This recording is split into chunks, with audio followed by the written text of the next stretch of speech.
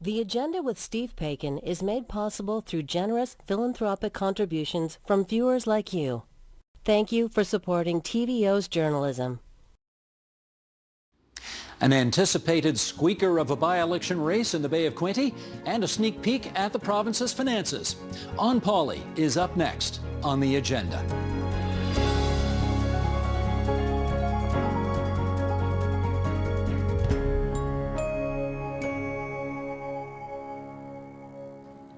Hey, partner. Hello, sir. Little sugar to start us off, as always. Let's do the full disclosure thing off the top here. We normally record this program Thursday, so it can be in people's inboxes as a podcast first thing Friday morning. Yes. But we are a little late into everybody's inboxes today because of the Bay of Quinte by-election last night, Thursday night. So we are recording this at 7:30 Friday morning. Our producer, Matthew, left the house at 5 a.m. in order to be here right now. So my first question is obvious. Are you awake? I am awake. I'm caffeinated, and we are soldiering on. Excellent. Soldier on, my friend. People watching this on television or on YouTube will also notice that the studio looks a little bit different. This is where Sheldon takes a wide shot of the studio to show the two of us. There we go. See, a little different here. They're doing some maintenance on our old set, so we are here at the sort of, I guess you call it the agenda table. Indeed. And I think it looks not bad, actually. Yeah, not bad at all. Yeah, so that's something else. Now, I learned something about, we're going to talk the by-election, and I learned something about this riding that I did not know until just this week. What would you call the riding we're about to look at? The Bay of Quinte. Right, that's what I would call it too. But if you live there, it's called the Bay of Quinte. Okay. They don't really pronounce the T. So, this is the decision we have to make now. We are 2 hours west of the Bay of Quinte. Yeah. Should we pronounce it like the Torontonians we are and say Bay of Quinte, or should we try and ingratiate ourselves with the people of Prince Edward County and environs and say Bay of Quinte? In an era where cultural appropriation is such a concern, I think I'm just going to stick to Bay of Quinte. Good for you. Just, that's a great stick answer. to that. That is a great answer. Well done. Okay. And one last thing before we start here. As you can tell, I'm repping my Hamilton Tiger Cat stuff today because they play the Toronto Argonauts tonight at BMO Field. I've got my lucky T-shirt on. I've got my lucky watch on. I've got the lucky socks on. I'm not going to show you my underwear, but it's lucky as well. The Cats still have a minuscule chance of making the playoffs this year, but they have to get past the Boatmen tonight, so I'm not leaving anything to... Well, I guess I am leaving everything to chance by putting all my lucky stuff on. I don't know if it'll have an impact, but Oski wee wee. There we go. You know, there's no hope left for the Blue Jays this season, so whatever residual sports hope I have left, I will give to you and the Ticats. I will take it. I will take it. You don't leave any stone unturned at this point of the season. And with that, let's get on to issue one.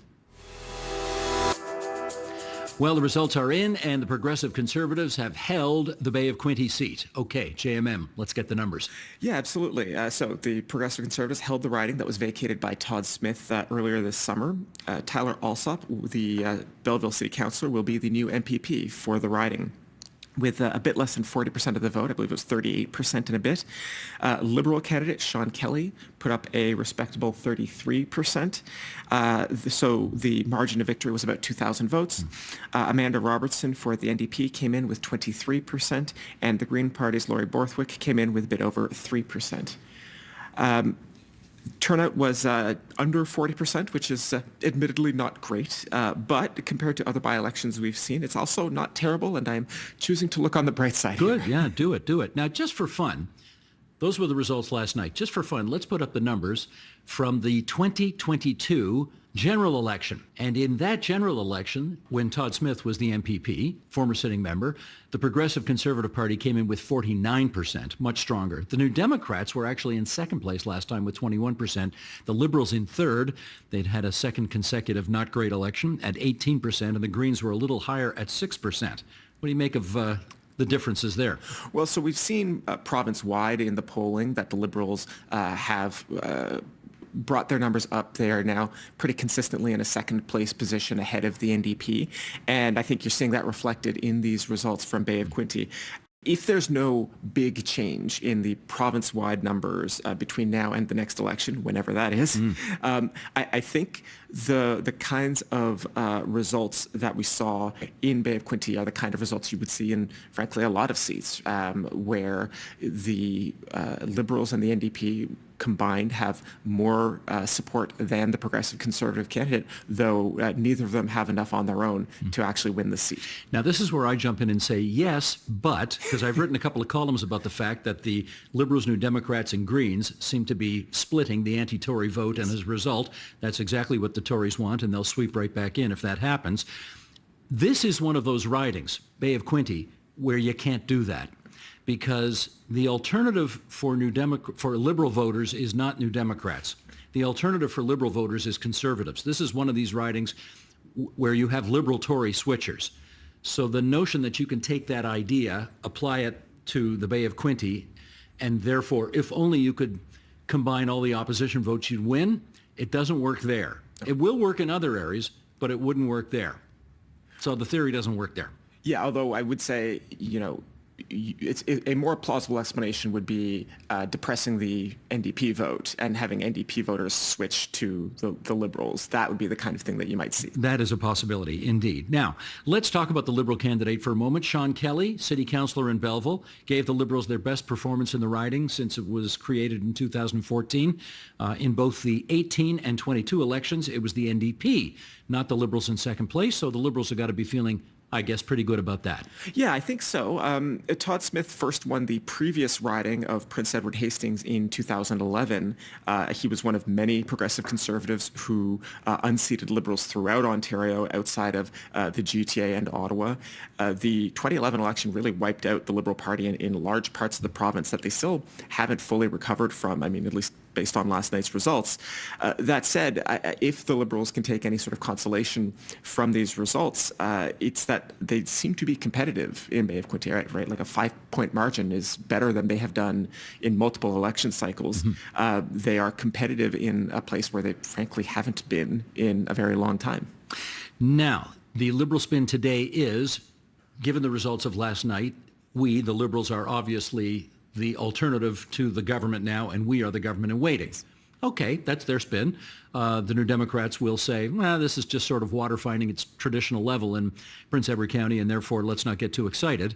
The Liberals are no doubt claiming a moral victory today because they only lost by 5 points instead of by whatever it was last time, a lot more than that.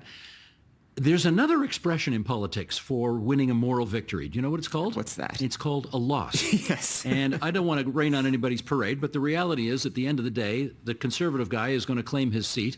A win is a win is a win. Yep. And he won. So there we go. Now, we should also look at some numbers here from Maru Public Opinion Polling, which showed that despite the Premier's popularity in some quarters, a whole lot of people, particularly in Toronto, don't want him back. What have you got? Yeah, this was an interesting poll because it was focused on big cities across Canada. And in Toronto, 55% of those polled said the Premier was doing a bad job. 6 in 10 say it's time for a change. Probably not a deep concern for Doug Ford in his own riding, but there are a lot of other Tories in Toronto who might be wondering about how secure their seats are with numbers like that. Now, as we say, this is a poll about people in Toronto. It's not necessarily about Peel Region, where there are other Tory seats that are in contention.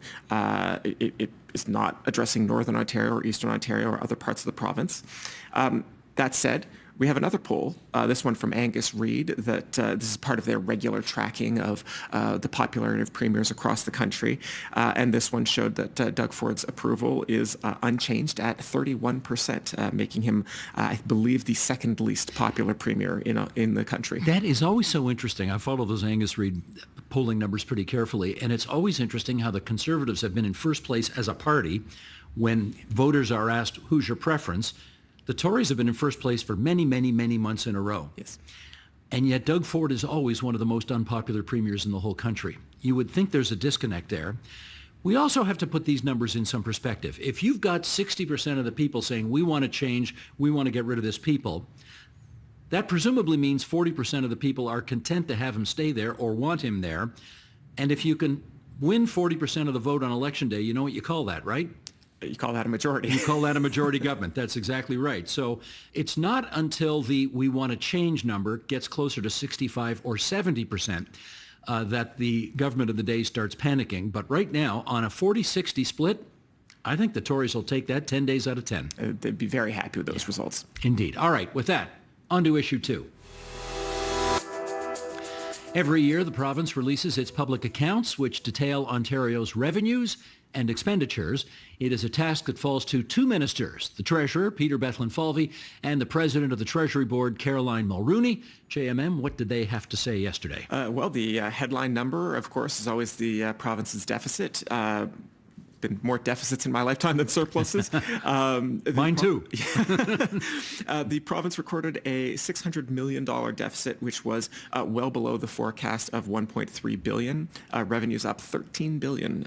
So a better result than was the forecast. You got to love those numbers if you're the government of the day, for sure. How about on spending? How are things looking? So the government is spending $8.8 billion more on program spending compared to the previous year. Program spending is just all of the money that goes out the door that isn't related to debt service, things that go to, paying teachers and doctors and nurses. Those numbers are higher due to remedies from Bill 124. This was the Protecting a Sustainable Public Sector for Future Generations Act. This, of course, was the law that the government passed with the aim of constraining public sector compensation that courts later found was unconstitutional. So the remedies to Bill 124 will cost more than $6.7 billion over 2 years. We know it'll cost at least that much. Further increases from Bill 124 are actually just going to be baked into the provincial numbers, and we're not going to get those broken out specifically. And of course, we have to mention, in the interest of full disclosure, that some TVO employees are included in those Bill 124 remedies. Let me jump in there just for a second, because there will be a question, I suspect, among many, which will be something along the likes of, if you had a bill come due later for more than $6.5 billion, why would you bother bringing this thing in the first place? You didn't. I mean, it's not like you avoided having to pay all that money when you brought the bill in. You just delayed it for a couple of years. Is there a point to doing that? And I guess the answer is, maybe there is. The finance minister was asked, did he consider this to be a mistake? And he said, no, absolutely not. It's hard to make the numbers work in that sense of, the government is going to end up spending this money regardless. Anyway, but they didn't have to spend it a few years ago, which was the point. Not having to spend that money when the province's budget was being particularly stressed by things like COVID. Maybe you can make that argument that, like, with the government's books in a healthier state now, actually pushing the compensation forward into the future. Maybe you could make that argument. I'm not making that argument on the government's behalf, but I'm grasping for some explanation here. Well, it's exactly the opposite of the old muffler commercial. You can pay me now or you can pay me later. They preferred to pay later, and they like that they got to pay later. Yes. Anyway, what are the debt numbers looking like? The debt is $437 billion. Whoa. Of course, the Tories did incur a very substantial amount of debt during COVID in the response to the pandemic. I think I've mentioned before, you can now say that basically every single one of Ontario's major parties has now presided over some kind of financial crisis. The NDP during the 1990 recession, the Liberals during the 2008 financial crisis, and now the Tories during the pandemic. You can just watch. I mean, those are the 3 periods where we saw Ontario's debt explode, and now they all get to claim responsibility, though I'm sure they don't want to. So $437 billion. That is a $15.8 billion increase over the previous year. And we should just explain this a little bit more, because understandably not everybody understands the difference between deficits and debts. So deficits are the annual difference between what you take in and what you spend. And for almost every year that you and I have been alive, governments have spent more in program spending than they have taken in revenue, which means they are running deficits. If you take all of those deficits from Confederation, all those annual deficits from Confederation to today, that's how you get to the $437 billion number. And we owe that money to a variety of financial institutions, mostly here at home, but also around the world. That's one way to count debt, and it would show you that Ontario I think, what's the expression? We are the largest indebted sub-sovereign jurisdiction in the world. Yes. Which doesn't sound good. No.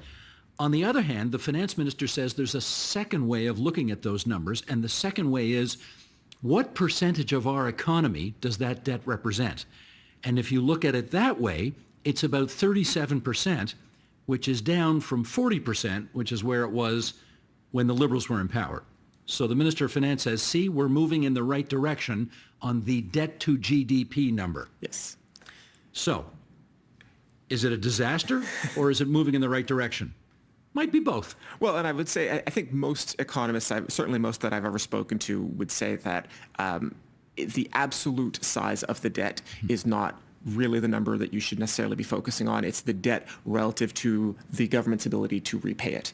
And you can compare that to the size of the economy, because of course the government can tax the economy to repay debt when it needs to, or you can look more specifically at the size of the debt relative to government expenditures.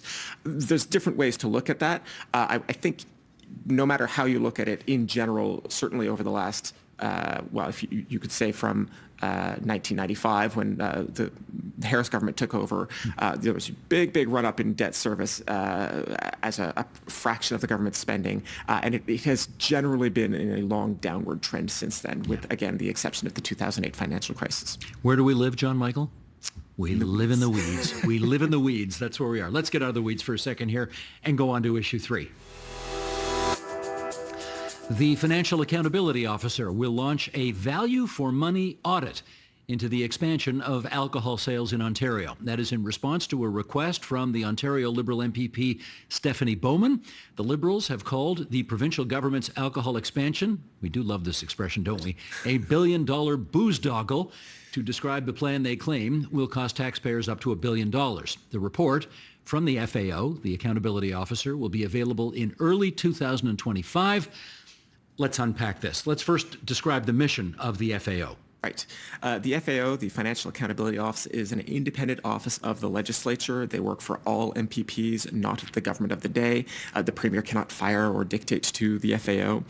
The creation of the office was a condition of securing the NDP's support for the Liberal government under Kathleen Wynne. And over the last decade, the office has grown into, I would say, a really important source of information about what the government spends and where. And let me parenthetically say, I give credit to that fact to a guy named Peter Weltman, who was a guest on this program many times and was the previous FAO, the officer, and who really did a lot of great work to bring it some profile. And they loved the fact that he did that so much that they didn't renew his contract. Indeed, they did not. Yeah. He's gone on to better things, and the new people there are a lot lower profile, which I think the government loves. Anyway, the way that the FAO can do its work, they don't necessarily have to, they can undertake their own work as well, but they can also respond to requests made by individual members of the Ontario legislature, government or opposition, right? That's part of their mission. Yes, the law does allow MPPs to make a request to the FAO. It does, however, remember we talked about the independence of the office. The FAO also has the power to decline a request from an MPP. They are obviously choosing not to exercise that privilege in this case, so they think there's something worth looking at. Right. So, having put that background in place, let's figure out what they are now investigating, which is what? They are going to look at the exact costs of allowing alcohol sales in convenience and big box stores early. We already know that the government has said that they are paying the beer store $225 million to get out of the master framework agreement a year ahead of the original schedule. The FAO is also, it's been reported, they're also going to look at the counterfactual for what it would have meant for the province and its public finances if the government hadn't opted to get out of the contract early. So we will get, apparently we will get a decent estimate of what the full costs of the current policy is, and then we will get an estimate of what the costs of the original results would have been. If we get the report in time, voters will be able to compare whether they think that's a good use of money. Well, let's pick up on timing here, because this is a pretty significant study, because we're here September 2024. The FAO says we're not going to be able to bring you these results of our investigation until the spring of 2025. Why is that interesting timing, John Michael? Well, If a report were to be released in early 2025, spring 2025, say, and if it were to confirm the Liberal allegation that this is eventually going to cost us $1 billion in foregone revenue, that would be fortuitous timing for the Liberals if we were then heading immediately into a spring election, which is, of course, one of the things that we have speculated a lot about on this podcast. At the same time, the FAO could come back and say, nah, it's not really going to be $1 billion. The Liberals are kind of playing games with this. That is a potential outcome from this report, and that would be bad for the Liberals. It would be very interesting for us to discuss on the podcast. I believe the technical term for that in journalism is a giant nothing burger. Yes. I think that's what that would be in that case. But we'll see. Obviously, they've got several months to figure all that out, and then we shall cover it when it happens. In the press release, there is a line that reads, "The FAO must receive timely information from the province to complete the project, and delays in receiving information could affect the project timeline." That is a very interesting line for the FAO to put in a press release, because it does kind of lay down a bit of a gauntlet to the government to say, come on, people, please make sure you give us the information we need, right? Absolutely. And there is some history to this. Back in 2016, when the FAO of the day was just really getting the office up and running, there was a dispute between the FAO and the Wynne government over how much access the office would have to government spending projections, how quickly that access would be offered. I believe it was Stephen Leclerc was the FAO of the time, and he took the dispute public. He said to reporters, the government and the Ministry of Finance are not being forthcoming with this information. This is a matter of transparency, accountability, and he basically said, my office cannot do the work that the legislature charged us with if we don't get this information in a timely fashion. And eventually the dispute was resolved, and certainly through Peter Weltman's time, I asked him periodically, what's the relationship with the government? And he said, for the most part, when we ask for the information, we tend to get it. So could that happen again? Well, yeah, the government could obstruct the flow of information. They could sit on requests for information, not answer them in a timely fashion. If it got really acute, the FAO could, I suppose, try to challenge the government's actions in court, but that doesn't exactly speed up the process, right? Yeah. I guess I will just close by saying, this is for now still all hypothetical, and there is no evidence so far that the government is trying to obstruct any information, any investigation or any information. But it is a possibility, and I think judged on that line in that press release, it's a possibility that the office is aware of. The office is aware of it, may be concerned about it, and if we can use another sports analogy, no ragging the puck on this one, Ford government, okay? Let's get them the information they need. And with that, we're on to Your Column, My Column. Okay, you know this feature. It's called Your Column, My Column, in which JMM and I reminisce about the columns that we wrote for the TVO website, TVO.org, this past week. I do hope when we do this, in fact, I know some people, they've told me that they hear us discuss the columns we wrote, and then they actually go to the website and they read more about it. So that's the whole point why we do this. Excellent. So I hope you folks are doing that. Okay, start us off. What do you got? Right. So earlier this week, I wrote about a report from the Macdonald-Laurier Institute about the costs of wind power in Ontario. And MLI, I don't think they would object to me saying that they are generally a right-of-center think tank. So probably not terribly surprising that they are very critical of wind power in Ontario. The author of this particular report, however, is not a terribly conservative guy. He's a nuclear advocate, but he advocates for nuclear from a position of basically like a pro-labor position. Nuclear power in Ontario is very heavily unionized. A lot of the renewable power is not. The guy's name is Edgardo Sepulveda, and he's written for TVO previously. And I found it a very interesting report because he looked at the costs and the benefits of wind power, and he generally finds that wind power given the rates that we are currently paying for wind electricity in Ontario, wind power is costing us more than it is delivering in utility to the power grid. It is not displacing coal or oil because we don't use those for electricity generation anymore. And it's also not displacing as much natural gas as it would need to really be worthwhile from an environmental standpoint. In fact, it's really not very well correlated with Ontario's electricity demand at all. So I found it a very interesting report. He basically says that in order to balance the books, we would need to be paying something like 2/3 less for wind power than we currently are. And this, of course, goes to an issue that I know has driven you a bit mad a few times, because one of the effects of paying so much for wind power is that it has flowed through over now, 15 years or so. It's one of the reasons why we have these subsidies in place for electricity prices in Ontario. You have written repeatedly at TVO.org about how nuts it is, frankly, that we have this extremely generous subsidy that is available to everyone regardless of their income. I think it's great public policy that a guy making a six-figure income is having his hydro bill subsidized by the taxpayers of Ontario. I think that makes perfect sense. Yes, absolutely. Not. And how about you, Steve? I wrote about something this week, and it's not up on the website yet. It'll be up on Monday. I wrote about something this week that I've never written about before, that has been an issue in the world for, I think, only about 3,000 years, and has obviously come to the fore again in the last little while. Yeah. And Queen's Park has become embroiled in it. Much of the capital city has become embroiled of it. Much of the world has become embroiled in it. I wrote about anti-Semitism, and it has become, because of the war in the Middle East, which is October 7th was a tragedy. The Israeli response is a tragedy. This thing is just tragic from every way you look at it. But in large measure because of that, it was actually, the numbers show that anti-Semitism was on the uptick even before October 7th of last year.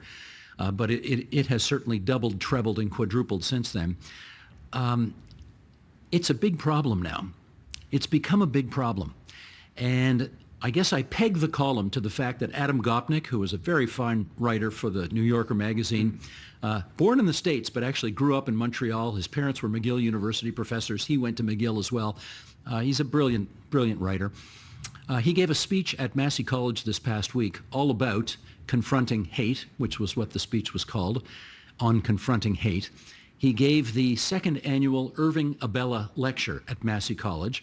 The name may ring a bell. He used to be the head of the Canadian Jewish Congress. He wrote a book called None is Too Many, which was the expression used by a deputy minister of immigration during World War II as to how many Jews who are about to go to their deaths in death camps in Europe can we take as refugees in Canada? And his response was, none is too many. Anyway, that gives you an indication of how anti-Semitism was an issue then.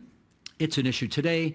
We have seen the head of CUPE, Fred Hahn, tweet a couple of things that he has had to apologize for because many people saw those as anti-Semitic. He has now been, I don't know if sued is the right word, but there is a legal case against him, a human rights complaint against him for things that he has done and said since this all came about. And anyway, I am wrapping up the Gopnik speech, other things that have happened in the province of Ontario over the last many months, and that's the column. I look forward to reading it on Monday. Amen. So let's move on. If you've got a burning question or insightful comment, please send it to onpolitics@tvo.org. And JMM, I always love this part of the program, I must say, because we get to find out what people out there are interested in, and occasionally we may actually have the right answer to the questions they have. We do try. What do we got this time? So we have a question here from ex-user Mike Warland, and it is about drawing up the writ. Mike asks, after the writ has been drawn up, previous NPPs are no longer in the job. Fine, but by what legal authority can government operate at this point in time? Is Parliament operational? This seems like a silly question to me, but please make this clearer. Okay, Mike, first of all, I have to say, I love you. Thank you for saying when the writs are drawn up as opposed to when the writs are dropped. The Lieutenant Governor, when an election is called, does not drop writs on the floor. He or she draws them up. So thank you for using the right terminology. We love that. Now, we're going to talk to you about something called the Caretaker Convention. And it requires the government of the day to confine its activities to just what is necessary. to keep government going. Nothing controversial. You can't introduce new policies that are out there that other parties in the legislature don't agree with. You've got to keep things just nice and neutral. Avoid doing anything that a future government, for example, would not also sign on to. Maybe like starting a war. You wouldn't want the government of the day at Queen's Park to start a war because that would be considered controversial. Yes. So it's the Caretaker Convention. That's how that goes. Yeah, and so, the Caretaker Convention is in place when there is no legislature because the government is supposed to be accountable to the legislature. And once the legislature is dissolved, it does not exist. There's no mechanism to recall it because it doesn't exist anymore. And it cannot be recalled until new MPPs have been elected.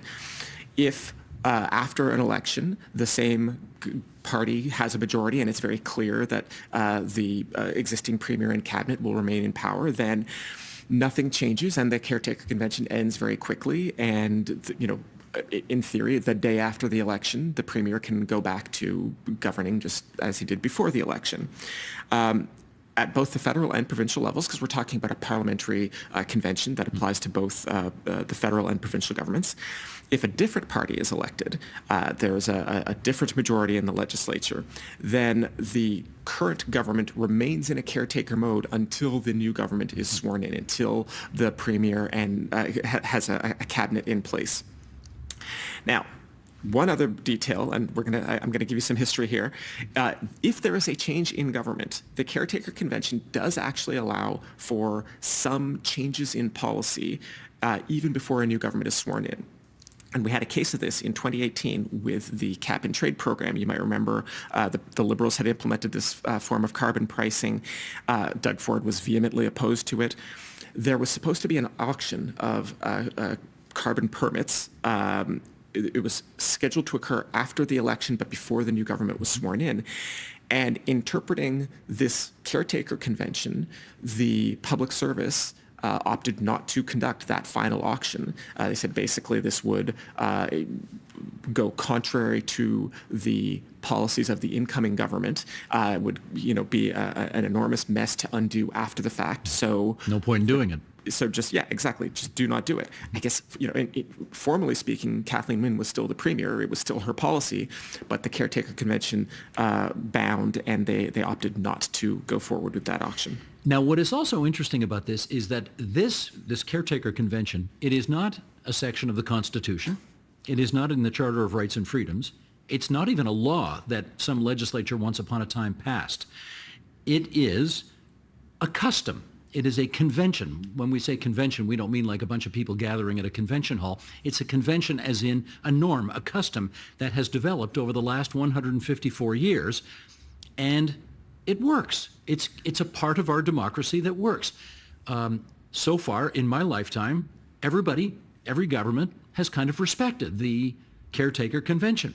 And that's a beautiful thing in a democracy when everybody respects the results. And I'm not making any allusions there to anything that might be happening south of the border. Indeed. No, it's always a bit of fun to explain to people that huge and important parts of Canadian democracy are not actually written down anywhere, or they're written down in only the vaguest sense, right? I think in the 1867 Constitution, it says something like, the Dominion of Canada shall have a constitution similar to that of the United Kingdom. And that's... Which doesn't have one. Exactly, right? The idea that the premier and his cabinet have to command the confidence of the House, like a bedrock assumption in our parliamentary system, is just a convention, right? It is just this rule that we inherited from Great Britain, and we have, as you say, we've all agreed to follow it for 147 years and counting. Is it 147? Where are we at right now? 1867 to 2024. It's 157. Oh, gosh. Am I glad I'm here to fact check your math? Clearly, I had some caffeine this morning, but not enough. Good stuff. Right. Give the email address if you would, my fine sir. That's right, yes. If you want to learn more about the Caretaker Convention, we've got an explainer online, and we will link to that in our show notes. And if you'd like to ask about anything else related to Ontario politics or the content of this show, please email us at onpolitics@tvo.org. And just before we sign off, democracy nerds might want to tune in to TVO on Sunday night night. At 7 p.m., we start with our TVO Today live event, which we recorded on location in Mississauga. We had a great conversation about whether Gen Z or Z, we didn't agree on the pronunciation of that, but whether Generation Z or Z will reboot democracy. That's at 7. Then at 8 p.m., a new episode of democracy advocate Dave Meslin's show. It's called Unrigged. It's all on YouTube right now at youtube.com/@TVO Today, or over the air on television starting at 7 p.m. on TVO. I've seen some of the episodes of this. It is a great series explaining some of the ABCs of democratic reform. And Dave Meslin is really terrific at explaining how this all works. So we heartily encourage everybody to watch. Very passionate guy, Dave. Indeed. And with that, that is the onpoli podcast for this Friday, September 20th, 2024. You can follow our show on Apple Podcasts so that you get notified each time a new episode is available. And you can see the video version of the podcast on the TVO Today YouTube channel. Any feedback you have, we're happy to hear it, good, bad, or indifferent. Write us an email at onpolitics@tvo.org and be sure to include your first, last name, and where you're located. Can I just do one last thing here? I say this every week where I say, we want your feedback, good, bad, or indifferent. That expression is something John Turner used to say, the former Prime Minister of Canada, when they asked him, what do you think of this poll that shows you sucking? And he would say, I never comment on polls, good, bad, or indifferent. And I mention that today because 4 years ago yesterday, Mr. Turner died. September 19th, 2020. So given that I use that expression every week, this felt like the right week to explain why I keep using that expression. John Turner, rest in peace. And until, which camera, Sheldon? Should we go over here? Until next Friday, everybody. Bye-bye. Bye.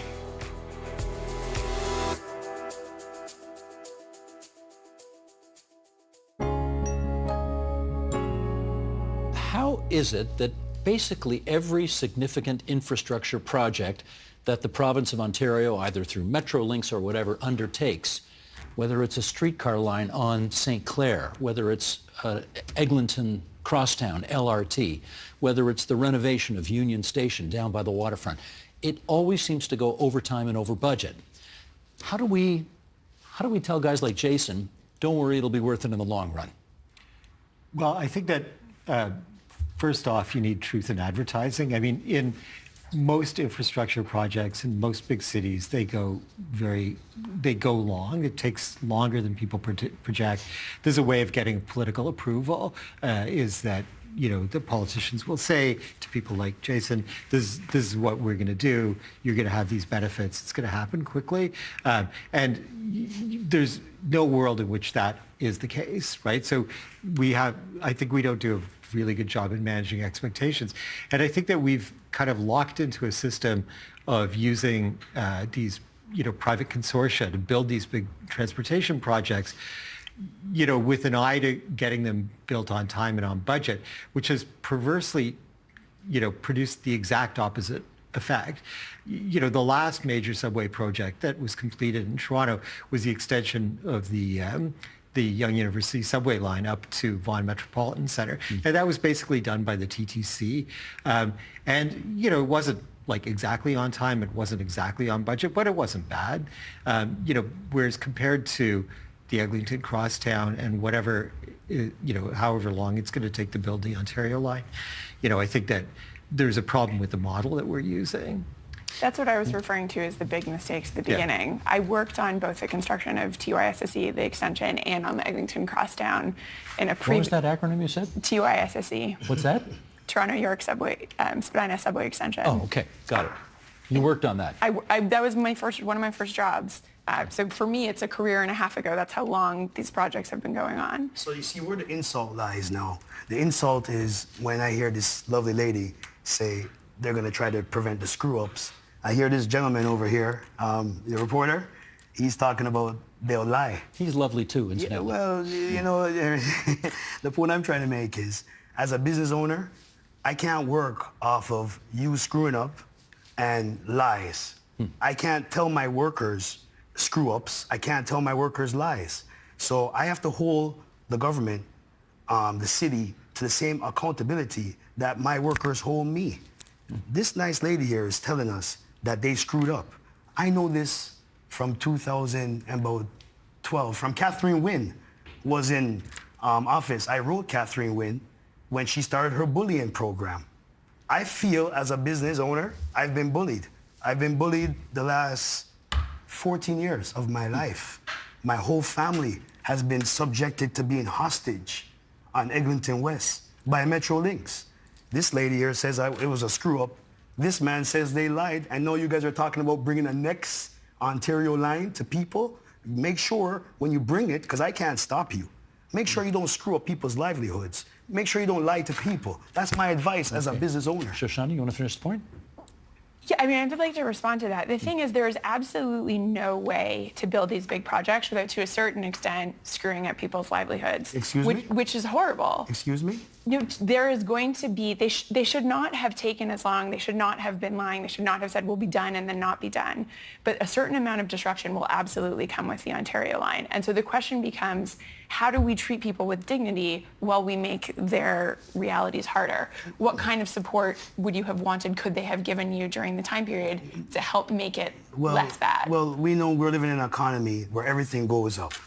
So like how you have a project, it's how much billions? How much billions are we at now? 15 billion? If we're at 15 billion for this project. For the Eglinton Crosstown? How much billion are we at? I think we're at 12. We're at 12, okay, just 12 billion, okay. So how much businesses have closed down? We have over 250 small businesses that have closed down within Little Jamaica. We are less than 2 months away from having a new president in the United States, and then whoever wins will have, I guess, about 6 weeks to put together the most powerful and complicated government in the world.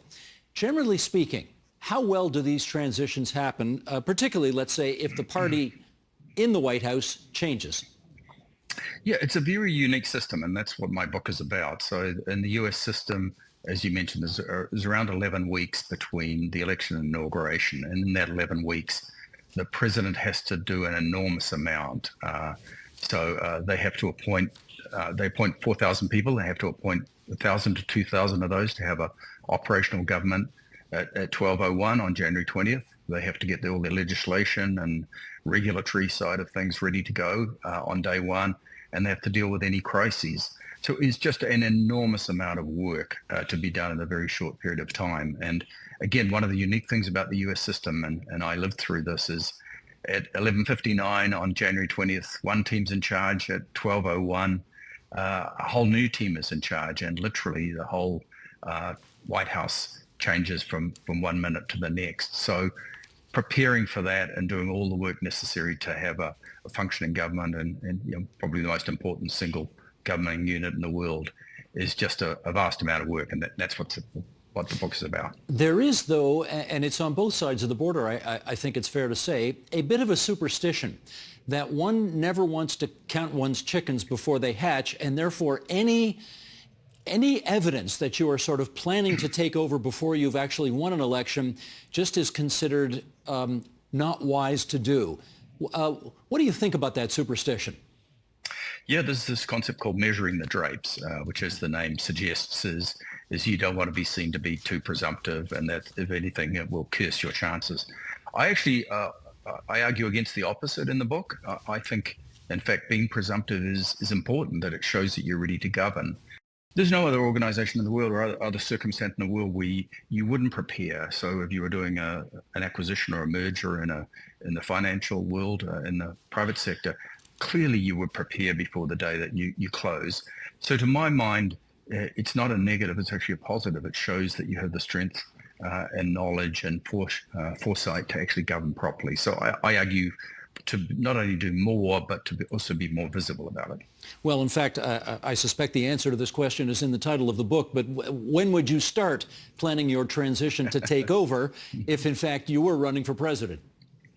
Yeah, so I call the book Year Zero, which gives everyone a clue, and the subtitle is The 5-Year Presidency. And I'm not suggesting a constitutional change from our 4 years. I'm just saying that if the president wants to really have an effective 4 years in governance, they need to think of their governing period as a 5-year journey. And so to start almost a year ahead, and that sounds like a long way, but the enormous amount that needs to happen in those 11 weeks is so large that you need certainly some months and upwards of a year of planning.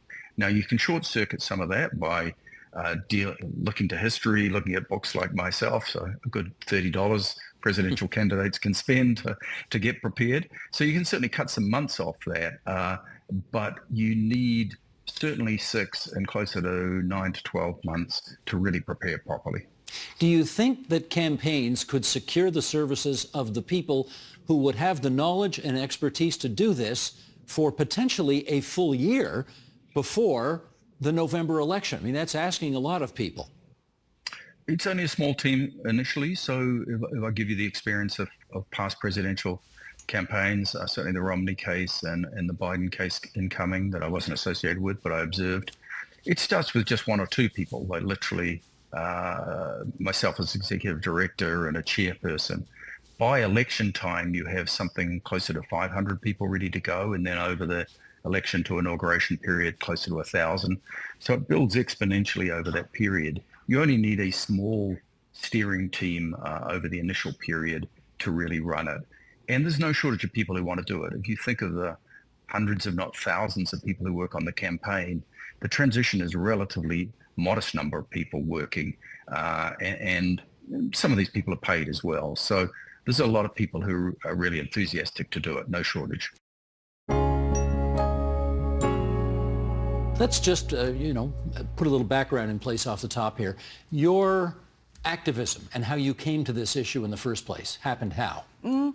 When I was younger, I was told to do what I loved, and I loved cannabis, and I loved consuming cannabis. And when I decided to open my first business at age 20, I went to that route, and I ended up opening a head shop, which is, back in the day it was called head shops, it was accessory shops, and I ran that for 20 years. And just in the process of being involved in cannabis without being involved in cannabis, I just had to be an activist in order to keep my doors open, the lights on. Were your folks here in Canada as well? Yeah. What did they think of the business you were in? I remember when I was about 16, I went to see Pink Floyd, and my mother said, my friends went to see Pink Floyd last night, and they said that there was a lot of cannabis in the crowd. They didn't say cannabis back then. Probably said pot or dope or something. I can't even remember what it was. It was 1990 something. And I said, well, Mom, yeah, it's Pink Floyd. Of course I consume cannabis, Pink Floyd. So when I opened up, they were a little confused about what I was doing, but I think they were proud at the fact that I was doing something that I loved. It was definitely something you loved, but it was also illegal. Did they not have a problem with that? I don't think anybody realized that selling bongs and pipes and rolling papers was actually illegal, including me. I remember the first time I ever got a hint that it was even illegal was, I knew cannabis was illegal, but bongs and pipes and rolling papers, I remember going to the GST office to get my number, and the fellow said, well, what's your business going to be? I said, we're going to sell accessories and bongs and pipes. He said, glassware. You're going to sell glassware. And that man saved my business. So he kind of enabled you. Yeah, absolutely. Okay, isn't that interesting? All right. How did your activism/business/life change after legalization 6 years ago? Everything changed. We went from being sort of a quasi-legal business under the medical regime where, we had a lounge in the back. And we were allowing people to consume cannabis that they had purchased. And then once legalization came through, everything kind of changed. Legal private retail came into play. The Smoke-Free Ontario Act changed over to include cannabis. And at that point, I decided that 20 years was long enough to do what I'd been doing. And I had an opportunity to go work for the Ontario Cannabis Store in their merchandising department. They created a position for me to come and help them transition people into the legal cannabis market, how to make legal cannabis cool, I guess, was my job. And I worked there for 4 years, and it was a great experience. It was like doing an MBA in cannabis, I always say. Did you think it was kind of odd to be involved in your own thing, which was sort of illegal, and suddenly now being on the payroll of the government of Ontario? That feel a bit weird? A little little bit weird, but not really. I had, I'd been lobbying and working alongside government for so long, on behalf of Normal Canada, on behalf of the CFBA, which was a lobbying group that I had founded, and I knew a lot of what was happening behind the scenes. So coming into the government was a bit of a shocker in terms of levels of red tape that I never had to deal with before as an entrepreneur. But it was really enjoyable to work with some really interesting people that came from interesting places and taught me so much about supply chain and the business and just things that as an entrepreneur I would have never had the opportunity to learn. I think the public was more shocked about me going to that side of the business than I was. Because on the one hand, yes, you get to learn all this new stuff, and you're getting your MBA almost on the job. But on the other hand, you're a government employee, and presumably part of what made your old life fun was the subversive maverickiness of it all. Yeah. You miss that? I went back to private, and I'm doing a little bit of maverick on my own now. But I also had a lot of pride working for the government and seeing all the work that myself and others had put into legalization for so long. Seeing it come to fruition was really magical, and watching the industry grow from where I was 25 years ago to today. It's mind blowing that it's just magical. Did you ever get busted? Me? No. Never did. Never How been did you arrested. manage to not run afoul of the I'm law? really cute.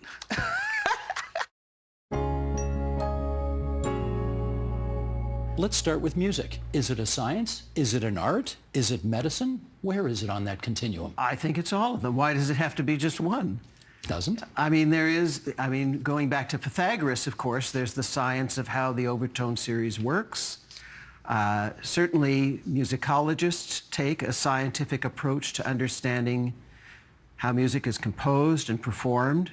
Empirical musicologists and music neuroscientists like myself take a scientific approach to understanding how it creates the effects it does emotionally and cognitively. And certainly, it's unequivocally an art. And it's an interesting art form. It's the only art form that causes your body to move. You don't look at a painting and want to twitch and dance and, But you do with music. Yeah. You do. All right, let's pursue this notion of music and the effect it has on the brain. And you refer to this in your book where somebody sings Happy Birthday at a party, someone starts it, they set the key, everybody else pretty much joins in, and they join in key. How does that happen? Isn't that fascinating? It is. And there's no reason that it should. The Gestalt psychologists back in 1890 posed this problem. A song, they said, is an auditory object composed of pitches, but you can change every single pitch and it's still the same song. How does that happen? Well, the brain has giant pattern detectors. If nothing else, that's what the brain is. It is itself a giant pattern detector. And so it seeks to find order in the world. If you've ever laid on your back on a sunny day and looked at the clouds and you've seen bunny rabbits and things, it's your brain imposing some sort of order on what is a disordered world. So we see the pattern of pitches, we create a mental representation of the melody, and then that is shiftable in pitch space and in temporal space. I can drag it out. Happy birthday, doing really slow, and you still recognize it. You sounded like Marilyn Monroe to JFK there for a second. Well, a little bit. Mr. President. Yeah. How is it possible that some very musical people can hear music, they dance perfectly to the beat, they know the songs, when they sing them, every note sounds the same? Yeah, so there's been a lot written about this, and I dubbed this back in the 90s a kind of tune deafness. It's not tone deafness because they can hear the difference between the tones, but they're tune deaf, particularly when they're singing. So one possibility is that they just lack precise control over the vocal folds, that they just never learned how to match a pitch they hear in their head with their muscle. And, it's like learning to bat when you're a kid, right? You don't always hit the ball. You've got to learn how to coordinate your movements. Another possibility, not mutually exclusive, is that they have what we call a self-monitoring deficit, which is that they don't realize they're not singing the pitches. Interesting. Okay. Again, I know this from the book. You said interesting, but it sounds like you weren't really interested. Sounds like you were moving on. No, on to the contrary. Well, I can find it both interesting and yet need to move on at the same time. This is the nature of an interview. Yeah, thank you.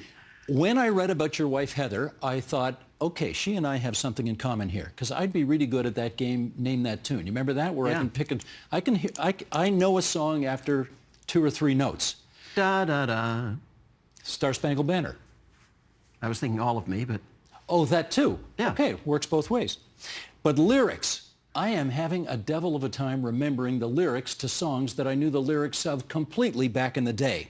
How can I be so good at one aspect of memory, but not at the other? Yeah, and my wife, Heather, doesn't know any lyrics at all.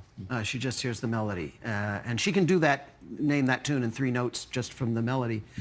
You know, different people have different foci, different things about music that grab them. It can be rhythm, it can be the timbre, the sound of Johnny Cash's voice is just, you know, what you tune into. It can be the lyrics.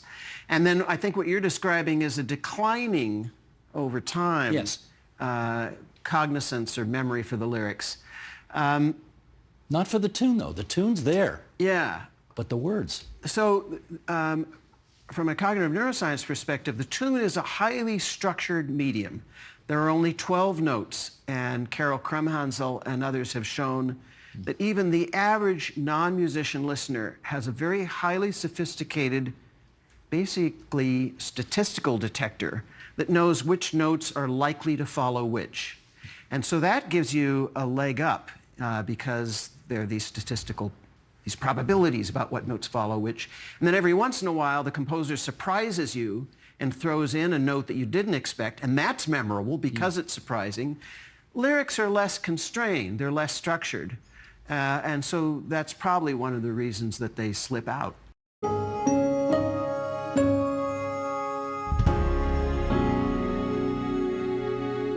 And that is the agenda for Friday, September 20th, 2024.